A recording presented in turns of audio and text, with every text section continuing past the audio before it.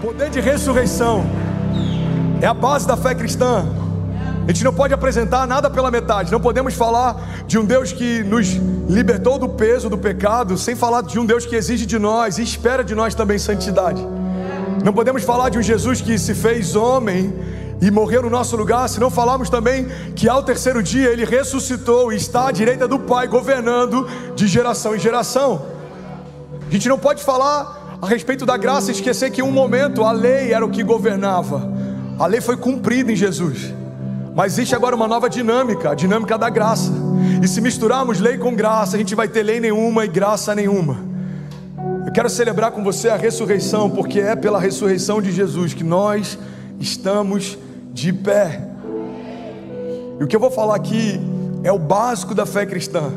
Não tem nada novo, ou talvez nenhuma chave super autêntica, mas se a gente não conseguir celebrar a essência do que está sendo pregado nessa manhã, a gente não entendeu ainda o que é ser igreja e por que nós estamos aqui. Você está comigo?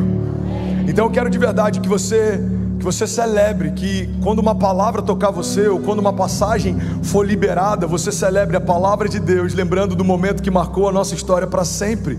A história foi dividida em antes e depois desse momento. A história, independente se você crê ou não crê, o calendário foi afetado pela morte de Jesus, antes e depois dele. E nessa manhã, no calendário de alguns de nós, você vai lembrar também antes e depois desse encontro, antes e depois dessa palavra, antes e depois dessa liberação. Você crê nisso em nome de Jesus?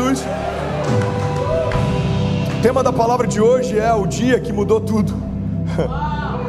Houve um dia que mudou tudo, irmão. O que regia a história até aquele momento, depois daquele momento, já não servia mais. As ferramentas, as práticas, as leis, as dinâmicas, tudo mudou quando uma nova aliança se estabeleceu. Aquilo que antes da chegada de Jesus era só uma promessa, uma expectativa, em Jesus se tornou uma realidade. Isaías dizia: um menino nos foi dado, um filho nos foi dado, um menino nasceu, o governo está sobre os seus ombros, e ele será chamado Maravilhoso, Conselheiro, Deus Forte, Pai da Eternidade e Príncipe da Paz. Isaías falava de um tempo que iria chegar, mas nós estamos debaixo de um momento que já chegou. O Maravilhoso Conselheiro, Deus Forte, Pai da Eternidade, Príncipe da Paz, Ele já está aqui. Você pode celebrar isso no seu lugar? Você consegue imaginar a quantidade de vezes que pessoas se reuniam em torno de fogueiras, em festas, para poder falar a respeito dessa expectativa? Eu imagino pais falando para os seus filhos, avós falando para os seus netos, de geração em geração: olha, a palavra nos diz que um dia o verbo vai se fazer carne, ele vai andar no nosso meio. Um dia Deus vai tocar a terra em forma de homem. Irmãos, de geração em geração havia uma firme expectativa de que o verbo fosse encarnado, até que um dia o verbo se fez carne. A gente está de pé hoje porque Deus cumpriu tudo o que Ele disse que faria em Jesus, e a gente tem expectativas para o futuro, porque nós cremos que o mesmo Deus que cumpriu tudo o que faria em Jesus, vai cumprir tudo aquilo que Ele disse que faria a partir de Jesus, através de Jesus. A Bíblia diz que o mesmo Espírito que ressuscitou Jesus dos mortos, Ele habita em nós. O Espírito de ressurreição está disponível sobre você. A palavra de Deus nos garante que nós faremos as mesmas obras que Ele fez, e obras ainda maiores faremos. A palavra de Deus nos garante que nele, através dele, pela unção derramada sobre ele, nós pisaremos em serpentes e escorpiões. Nós tocaremos enfermos e eles serão curados. Nós ministraremos sobre cativos e eles serão libertos. Será que alguém, pelo amor de Deus, pode declarar? Diga: eu e toda a minha casa serviremos ao Senhor. Essas palavras vão se tornar realidade na minha casa. Essas promessas vão se tornar realidade na minha jornada de fé. E se eu perder a expectativa de viver o que a palavra diz que eu viveria, eu preciso reavaliar aonde está a minha fé. Se a sua fé não está sendo usada para coisas impossíveis, você não está usando a sua fé. A fé é capaz de mover montanhas, irmão. Assim como a gente aprendeu na pandemia que o medo é capaz de criar montanhas, a fé é capaz de mover montanhas. Você pode declarar isso? Diga: eu creio que a fé é capaz de mover montanhas. Agora, o que eu queria falar é sobre alguns fundamentos básicos da nossa fé. Por que a fé é tão poderosa? Por que eu creio que eu vou viver cada promessa? Por que eu e a minha casa vão viver cada palavra que foi liberada? Por um princípio básico. Porque Jesus na cruz tomou o que era meu e deu para mim o que era dele.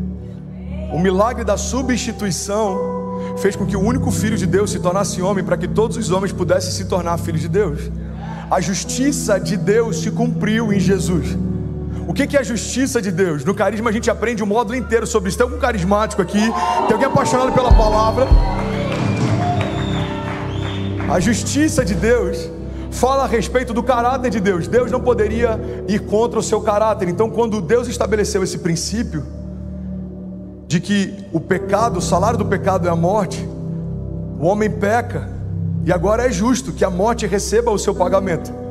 Então Deus olha para aquela cena e ele vê de um lado a morte, que tem por direito receber o seu pagamento, e ele vê do outro lado a criação, que pecou e tem por direito agora ser entregue como pagamento, como salário.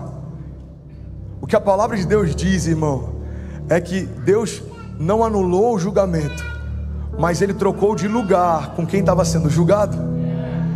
Deus não entrou na cena e falou: olha, morte, é o seguinte, eu acho que eu me empolguei, eu sei que eu prometi que o salário do pecado vai ser a morte, mas eu amo demais a criação para te entregar, então vamos fazer o seguinte, vamos zerar e começar de novo, vamos reavaliar esses termos. Deus não poderia fazer isso, porque isso iria ferir o seu próprio caráter. Deus não pode desfalar o que ele já falou, ou desfazer o que ele já estabeleceu. Deus não pode se contrariar ou voltar atrás daquilo que já foi estabelecido. Então o que Deus fez na sala do julgamento não foi cancelar o julgamento, foi se colocar no lugar de quem estava sendo julgado. Aquela cruz era minha, irmão. Aquela coroa era minha. O julgamento era meu, o juízo era meu, o pecado era meu, as correntes, as cadeias, os grilhões. Mas glória a Deus que Ele tomou o meu lugar naquela cruz, para que eu pudesse tomar o lugar dele, receber toda a bênção, toda a herança, toda a palavra, toda a promessa, toda a unção. Fomos reconciliados com Deus através do sacrifício físico de Jesus. Nós nos tornamos herdeiros de Deus e co-herdeiros em Cristo Jesus.